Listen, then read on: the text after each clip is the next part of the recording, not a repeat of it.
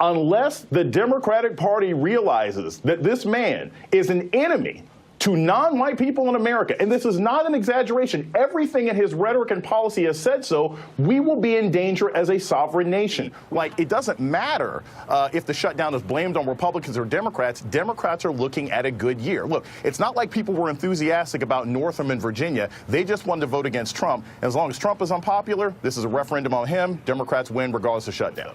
You know, I mean, this is like the Joker saying, I've got a bus full of kids here and a bunch of orphans and nuns over there. Which one are you going to save, Batman? But you know that he's going to try to kill them both. So, you know, at the end of the day, the Democrats recognize that their best option is not to try to negotiate with crazy supervillains, but to actually just come up with a plan and recognize that at some point the Joker or Mitch McConnell are going to get bored and they're going to recognize that this is harming us as well. But this is where it gets back to being President Trump's fault. Because look, when he made his excrement hole comments last week, what it showed the Democrats was like, okay, you know what? We don't know if we can negotiate with this guy in good faith because his core issue is he doesn't want these people here. And then when he lied about what he said, it makes it even more difficult for people to cut deals because all of this could be solved. And remember, we don't just have a situation running out of funding for the government. We've also got the debt ceiling coming up in March. Yep. We've got DACA coming up in March. They need to get some of these things fixed now. He agrees with whatever the last idea is of the person who left the room.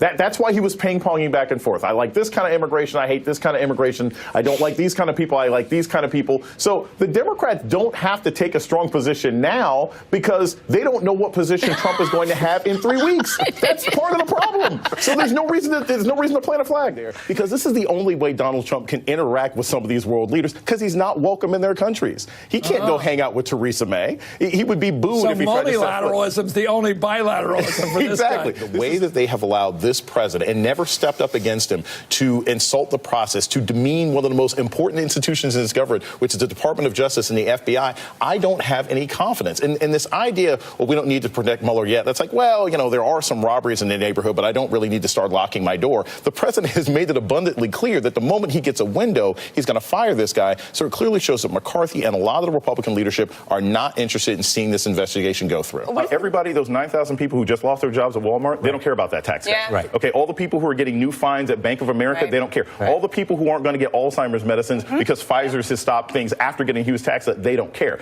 The Democrats... You should have given the response. Yeah, that was a hell of a lot better than what I heard. But here's the thing. Like, this president says the most offensive racist things in the world, and essentially you've got Black Panther cosplay, and that's your response? Like, that's all they did. They wore kente cloth. Get up in formation and march out of the room. Scream, you lie, in unison. Show some resistance. Okay, so